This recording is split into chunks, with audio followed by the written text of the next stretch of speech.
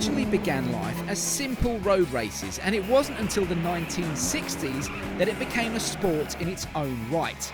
The first professional rally drivers arrived and brought a totally different level of driving style to the world. We had to wait until 1973 before the World Championship was created, and that was just for the manufacturers. The Drivers' Championship did not come until 1979. But the most memorable change came in 1982 with the introduction of the legendary Group B class, which to this day produced some of the most iconic rally cars. There were barely any rules, which left manufacturers with the freedom to create the most powerful cars the World Rally Championship has ever seen. These cars now hold almost mythical status amongst rally fans around the world, and here are a selection of our favourites. We have to begin with Audi. Why? Because the German manufacturer did what everyone else thought was impossible.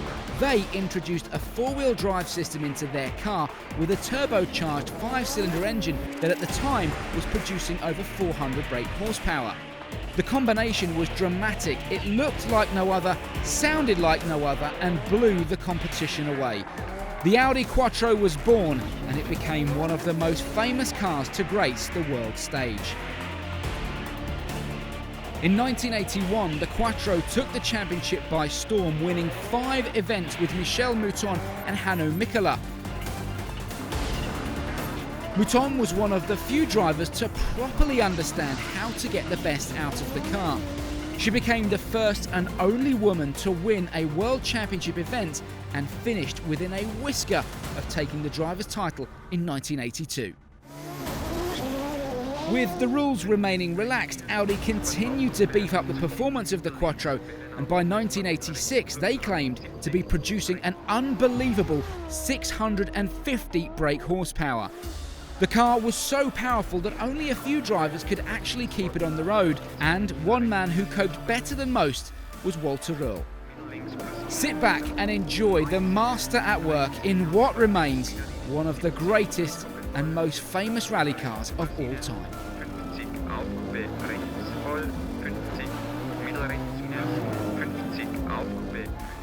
But the Germans didn't have things all their own way.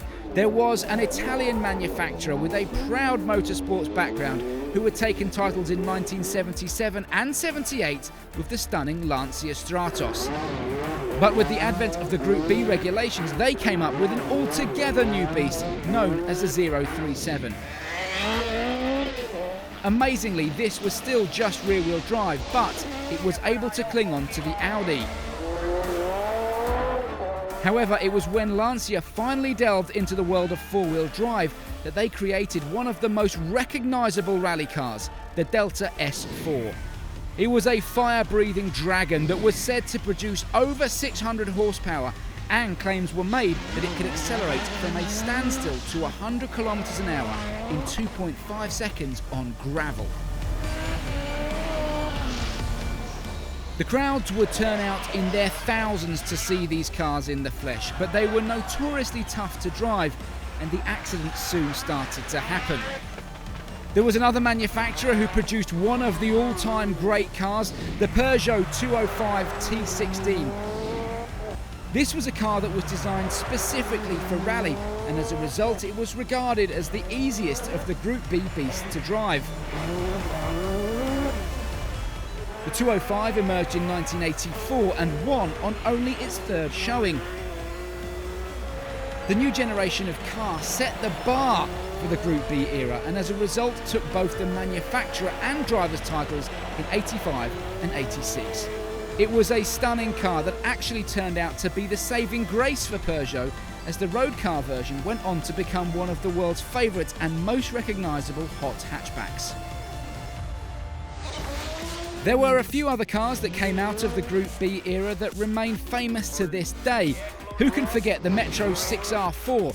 Regarded as possibly the ugliest rally car to compete in the World Championship, but the noise and performance from that V6 made this small pocket rocket a massive crowd pleaser.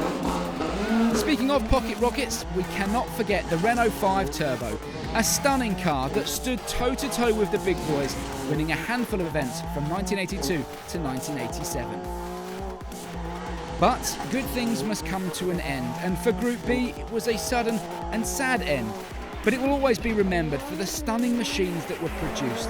The fans literally turned out in their millions worldwide to watch what had become the most spectacular motorsport on planet Earth.